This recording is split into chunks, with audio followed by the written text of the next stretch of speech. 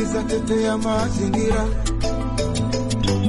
sikiza tetea mazingira, kuhusu mali asili, kuhusu mali asili.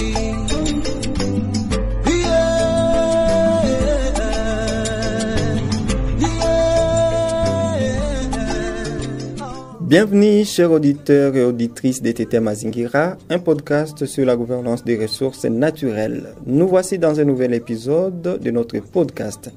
À la présentation de cet épisode, Daniel Makassi, accompagné de Keren Divito et de Sarah Annabelle. Bonjour Keren. Bonjour Daniel. Bonjour Annabelle. Bonjour Daniel. À travers cet épisode, nous allons parler de comment assainir les secteurs de l'exploitation artisanale du cobalt en RDC afin de faire profiter suffisamment les communautés locales. En 2022, de nombreuses initiatives en matière des chaînes d'approvisionnement et des initiatives gouvernementales ont trop peu impliqué les mineurs de façon directe dans l'élaboration des normes d'approvisionnement en cobalt artisanal, alors que de telles décisions ont des conséquences directes sur leurs moyens de subsistance. Relève ainsi International Institute for Environment and Development, IIED. Cette situation conduit inévitablement à la mise en place d'activités inadaptées qui ne permettent pas de susciter un changement de pratiques à grande échelle. D'après IIED, les mineurs, tant hommes que femmes, doivent également être mieux représentés au sein des coopératives locales qui sont actuellement considérées comme les principaux instrument sur les chemins de la formalisation. Il est utile pour la RDC de tirer profit du cobalt dans le cadre de la transition énergétique. Et pour ce faire, une meilleure gouvernance devra être mise en place, souligne à ses propos le Natural Resource Governance Institute, NRGI, dans une intervention faite en 2022.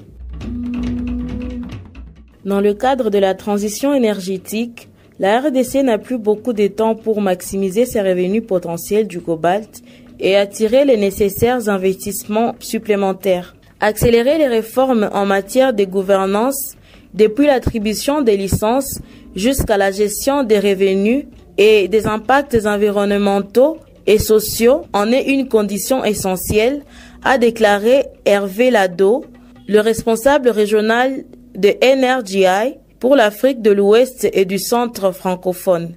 La RDC domine de manière décisive l'offre mondiale de cobalt avec plus de 70% du cobalt produit dans le monde. 15 à 30% du cobalt congolais est produit par l'exploitation minière artisanale et à petite échelle, où l'on rencontre une prévalence du travail de toute catégorie de personnes d'âge, dont les enfants, note la radio Okapi. En juin 2024, l'Institut d'études de sécurité isaafrica.org a montré que la contrebande de cobalt et corruption fait perdre des milliards à l'RDC. Cet institut déplore le fait que la stratégie de réforme des industries extractives du pays ignore l'impact de l'exploitation illégale du cobalt sur la population, l'environnement et l'économie. La transition vers les sources d'énergie renouvelables entraîne une demande massive de ces batteries. La demande mondiale de cobalt devrait quadrupler d'ici à 2030, principalement pour les véhicules électriques. L'RDC compte au moins 3 niveaux de propriété et d'exploitation pour l'extraction du cobalt.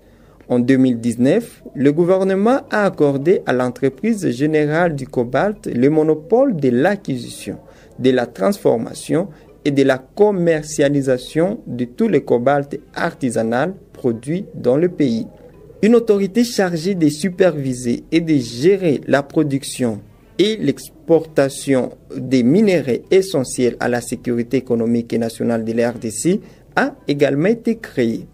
Enfin, Les multinationales ont lancé de nouveaux programmes d'approvisionnement responsables en cobalt afin d'atténuer les risques liés à la chaîne d'approvisionnement en officialisant la production artisanale, précise l'Institut d'études de sécurité. La contrebande des cobalt est favorisée par la corruption aux frontières avec la Zambie, le Burundi et la Tanzanie où des agents de sécurité mal payés sont facilement corrompus. La police des frontières connaîtrait des véhicules utilisés par les contrebandiers et fermerait les yeux en échange de pots de vin. Les soldats et les agents chargés de l'application de la loi aux frontières assurent parfois la sécurité des contrebandiers qui transportent du cobalt vers le pays voisin, indique Oluwole Odioale, coordonnateur de l'Observatoire régional du crime organisé ENACT, Afrique centrale. Selon l'organisation belge Justice et Paix, l'exploitation du cobalt est un secteur vital à l'économie congolaise. En RDC, près de 200 000 mineurs dépendent directement de la filière artisanale du cobalt. De plus, selon les calculs de la Banque mondiale, pour chaque mineur directement impliqué dans l'extraction de ce minerai, 4 à 5 personnes en dépendraient indirectement. Les revenus théoriques générés par cette industrie sont estimés à 800 millions de dollars. Le secteur artisanal du cobalt est donc non seulement un moyen de subsistance essentiel pour la population, mais également une source potentielle de revenus pour l'État, explique Justice et Paix dans son article publié en décembre 2021. Eldorado des expatriés, comme le souligne Actualité.cd au mois de mai 2024, la RDC attire de plus en plus d'étrangers qui n'hésitent pas à prendre d'assaut les coopératives appartenant aux Congolais. Chinois et Indo-Pakistanais achètent du cobalt à vil prix, malgré de multiples appels à contestation de la part des responsables de ces coopératives locales, révèle Actualité.cd. La RDC peut influencer le marché mondial du cobalt pour que les populations puissent profiter des revenus générés par ces minéraux. L'exemple le plus éloquent, c'est au cours de la période où la RDC avait suspendu l'exploitation de la plus grande mine de cobalt appartenant à la Chine en 2022 en raison des différends financiers. Cette suspension avait ainsi temporairement interrompu environ 10% de la production mondiale de cobalt. Avec le cobalt, le Congo s'impose sans aucun doute comme un pays stratégique dans l'approvisionnement de l'industrie mondiale, a-t-on constaté pendant la période où l'ancien président Joseph Kabila s'était engagé à revaloriser le secteur minier congolais en promulguant le nouveau code minier. Malgré cela, les Congolais profitent très peu des revenus issus de l'exploitation du cobalt, fait remarquer la chaîne allemande Deutsche Welle en 2018. En 2024, le marché mondial du cobalt s'apprêtait à connaître un excédent significatif de 35 000 tonnes du fait de l'augmentation de la production sur les sites de la mine de Kinsanfu en RDC, avec 23 000 tonnes supplémentaires par rapport à 2023, d'après les données de Cobalt Institute.